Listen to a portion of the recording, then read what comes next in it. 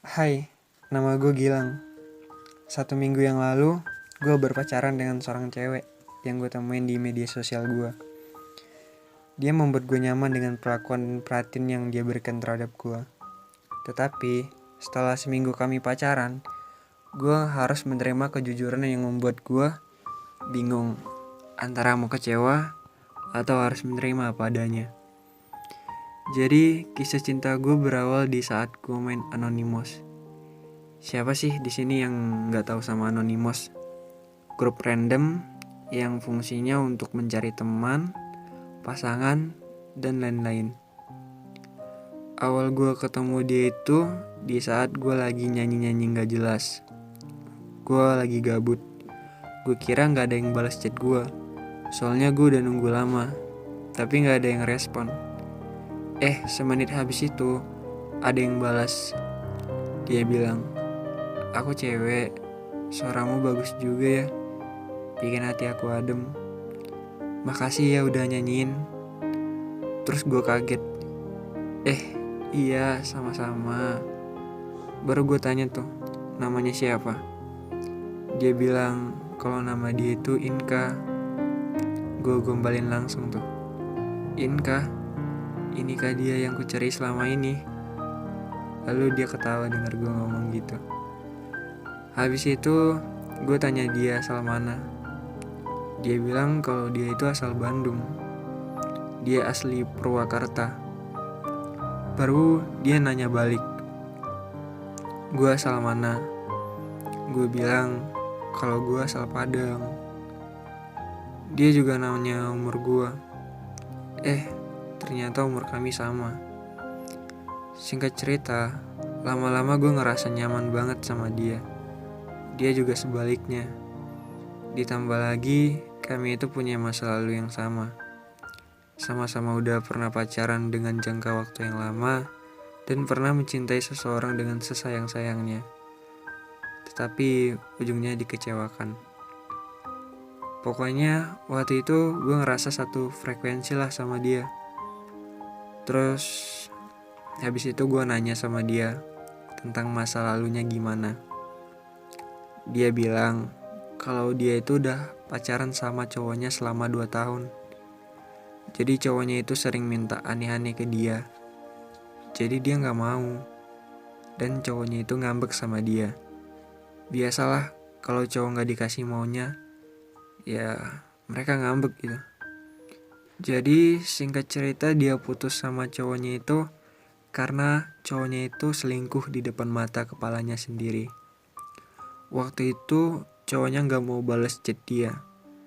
Terus dia mau minta maaf sama cowoknya kan. Jadi dia pergilah ke rumah cowoknya.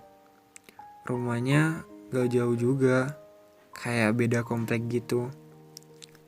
Jadi pas sampai di rumah cowoknya, dia heran. Kok ada sepatu cewek ya?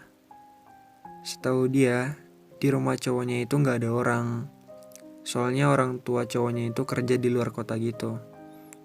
Karena penasaran, dia ngeberanin dirinya buat masuk ke rumah dan ngelihat ada siapa di dalam rumah. Pas masuk ke rumah, dia langsung ke kamar cowoknya. Dan dia ngedengar ada suara cewek yang lagi ngelakuin gitu. Jadi diintip lah sama dia.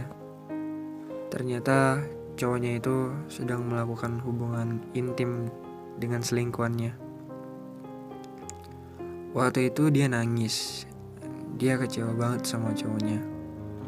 Dan dari kejadian itulah dia takut untuk ngebuka hati lagi buat orang lain. Seminggu setelah itu, gue ngungkapin perasaan gue ke dia. Kalau gue itu suka sama dia. Gue nyaman banget sama dia. Gue pengen jadi cowoknya. Awalnya dia diam. Terus ngomong, "Emang kamu sanggup pacaran LDR? Gak bisa ketemu loh. Kamu berani nanggung resiko kalau kita pacaran LDR gini?"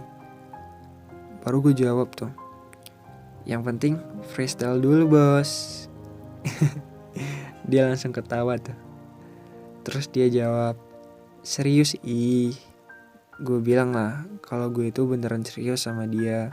Dan dia bilang ke gue, kalau kamu beneran serius, aku mau jadi cewek kamu. Asal kamu janji buat gak ngelakuin hal yang sama kayak yang dilakuin cowok aku sama aku dulu. Lalu gue jawab tuh, iya, gue gak akan ngelakuin hal itu ke lu kok. Tenang aja. Hari itu gue resmi pacaran sama dia. Ya dibilang sih dia anak yang baik, perhatian, dan dia yang bisa bikin mood gue lebih baik lagi. Pokoknya gue sayang banget sama dia.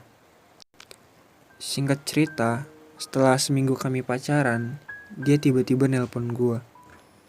Padahal udah malam banget. Gue bingung.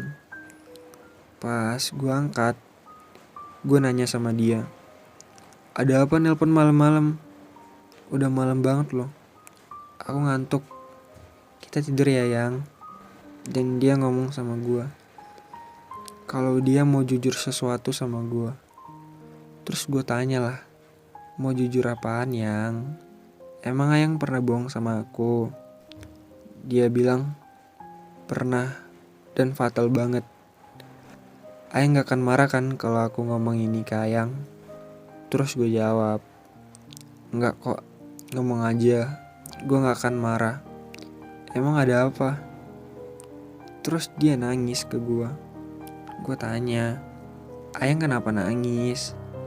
Emang ada apa sih? Terus dia jawab, yang aku udah gak suci lagi. Aku udah pernah ngelakuin hal itu sama mantanku dulu.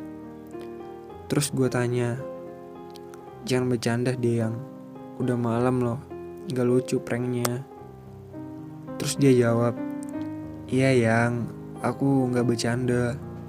Terus gue shock dong. Dan gue tanyalah sama dia, gue tanyalah sama siapa, mantanmu yang mana? Terus dia jawab, mantanku yang sebelum yang kemarin yang. Kok bisa sampai ngelakuin itu? Terus dia bilang kalau dia itu diperkosa sama mantannya waktu SMP dulu. Jadi gini ceritanya. Waktu itu dia pulang sekolah sama cowoknya. Cowoknya ngajak dia ke warkop. Warkopnya itu di belakang sekolahan gitu. Jadi tempatnya itu tertutup. Dia waktu itu ditemenin sama 3 orang cewek dan selebihnya cowok semua. Jadi karena udah lama banget, dia minta dianterin sama cowoknya ini pulang. Tapi cowoknya ngasih dia minum gitu, kayak air putih. Tapi rasanya aneh. Dan habis itu dia gak sadarkan diri. Pas sadar, tiba-tiba hari udah sore aja. Udah jam 4 sore. Dan dia gak curiga kalau terjadi apa-apa sama dia. Terus dia dianterin sama cowoknya pulang. Dan 3 hari setelah kejadian itu, cowoknya jujur ke dia kalau dia itu udah memperkosa cewek gua. Mendengar itu, dia nangis dan kecewa banget sama cowoknya. Terus dia langsung mutusin cowoknya waktu itu. Dia stres, dia ngerasa udah jadi cewek gak suci lagi. Sampai-sampai dia gak mau makan dan mengurung diri di kamarnya. Hingga dia terkena penyakit asam lambung. Karena udah sering telat makan, dia sempat dirawat di rumah sakit selama 1 minggu. Dan semenjak kejadian itulah berat badannya itu berkurang drastis. Tambah kurus dan susah buat naik lagi gitu. Dia sampai sekarang masih suka kepikiran tentang kejadian itu. Setelah dia ngejelasin semua sama gue gak tahu lagi mau ngomong apa. Gue hanya diam. Di pikiran gue kasihan sama nasibnya.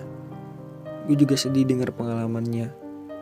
Bayangin aja, kalian diperkosa sama seseorang yang belum tentu calon suami kalian sendiri.